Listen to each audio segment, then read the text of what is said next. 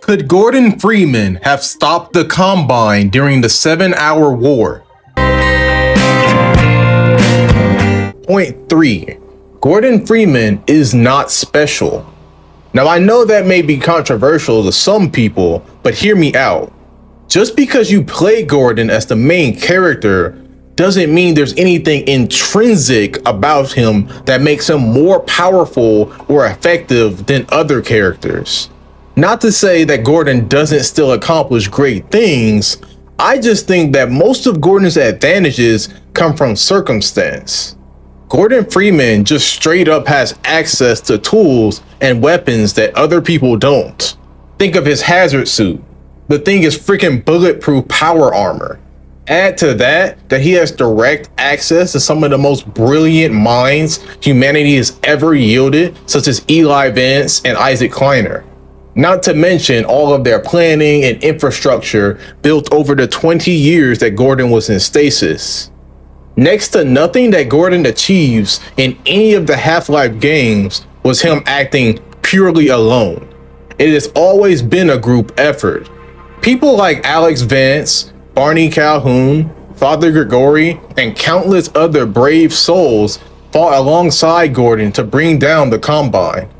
A lot of Gordon's successes can be directly tied to the people who either invented or made the sacrifices in the first place for him to get to where he is.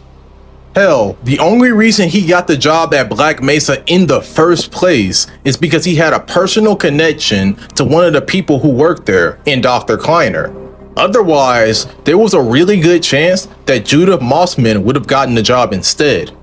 Honestly, I don't think that the point of these games was ever supposed to be like the main badass hero. I think it was to be the right man in the wrong place. Gordon Freeman has never been that type in my opinion. These games came out at a time when being a nerdy guy in glasses was the opposite image to promote.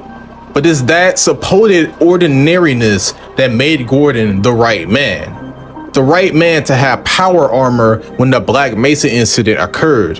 The right man to narrowly avoid many of the game-ending threats in the Black Mesa compound.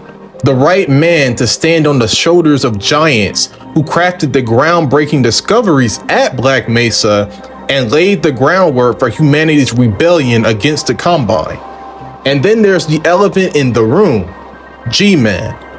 G-Man is perhaps the biggest proprietor of the argument that Gordon is special.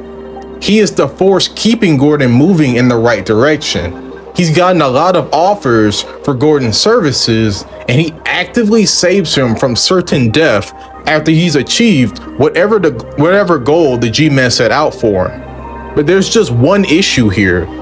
As soon as Gordon and others exercise autonomy over the G-Man, when Gordon escapes his influences with the help of the protagonists, then Gordon immediately starts to lose whatever specialty the G-Man prescribed to him.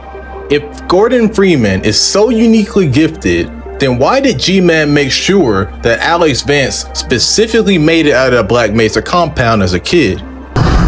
When I plucked her from Black Mesa, I acted in the face of objections that she was a mere child and of no practical use to anyone.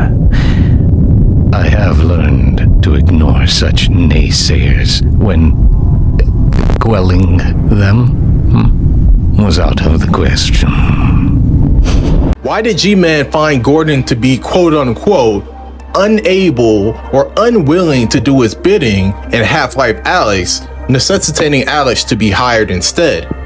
Hell, even in Pt3, Gordon is sidelined in a similar fashion, dumped onto a remote shore in an unknowable dimension, never knowing if his actions had any significant impact on humanity or the Combine in the end. In my opinion, Gordon's actual specialty is being the gear in the machine that brings change. And that's exactly how he managed to save humanity twice. He supercharged the efforts of the Black Mesa personnel to stop the Nihilith, and similarly supercharged the resistance against the Combine 20 years later. He's not a hammer, he's a gear, and yet at this first sign of fatigue, he was dropped by the G-Man and even the resistance in a Pistol 3. Gordon is not intrinsically special, just the right man in the wrong place. The right man in the wrong place can make all the difference in the world.